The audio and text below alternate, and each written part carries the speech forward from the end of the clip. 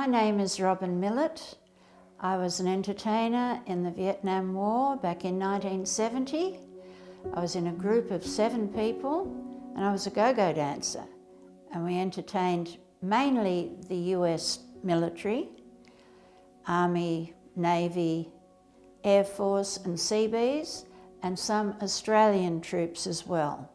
The first experience of landing over there was being interviewed by all the different heads of military to judge you, to see whether you were going to be good enough to entertain their guys. And if you weren't good enough, you had to pay for your own trip to go back home.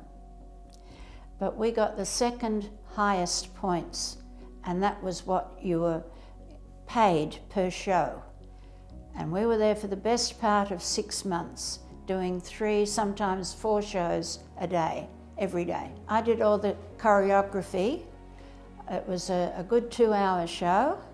The 2 front men were comedians, and there was a girl singer, another girl dancer, and myself, a drummer, and a guitar player.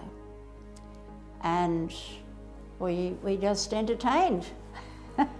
We were stationed in Da Nang and sometimes Saigon, now Ho Chi Minh City, but we were transported all over South Vietnam by helicopters, B-52 bombers, jeeps, trucks, and sometimes the trucks were a flat truck and we had to lie on our stomachs, and there'd be 2 big gunners at the back to shoot down any VC that were going to attack us on the way to a venue to entertain.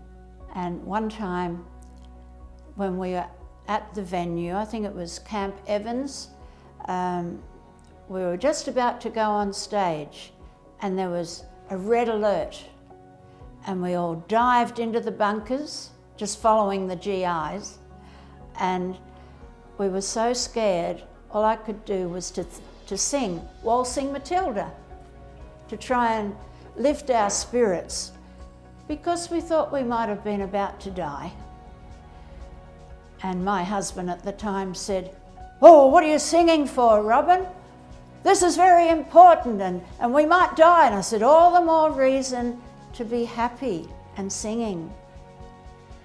And there was thousands in our audiences. Sometimes we only had a parachute for a roof and very rough boards, and we're trying to do jazz ballet and go-go dancing in high heels and wigs. It was very, very hot there, something like today, 45 degrees.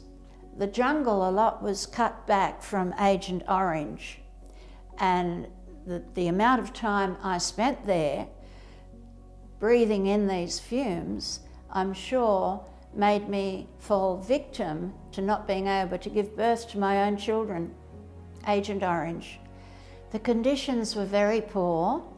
My husband had to hold a sheet for the door of the change room if there wasn't any door, and very low ceilings, and sometimes in the offices, recreation room,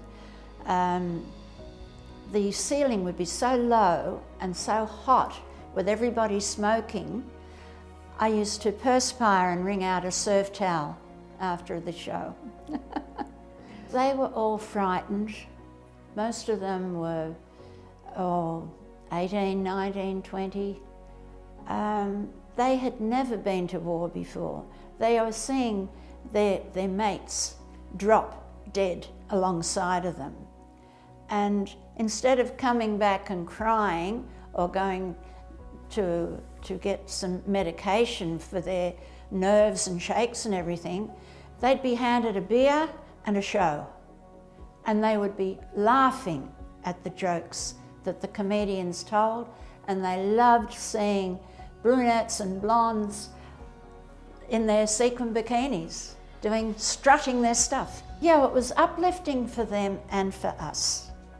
Oh, the most honourable award was receiving this beautiful medal.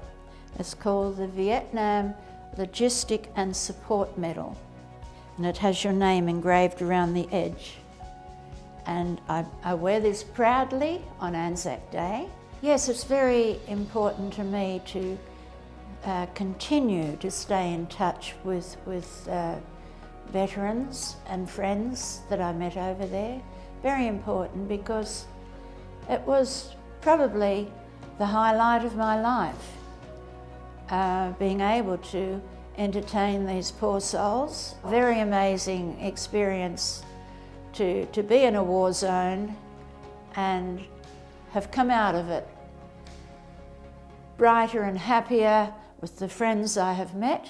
And it is very important to have friends because of something so bad. It turned out to be good in the end.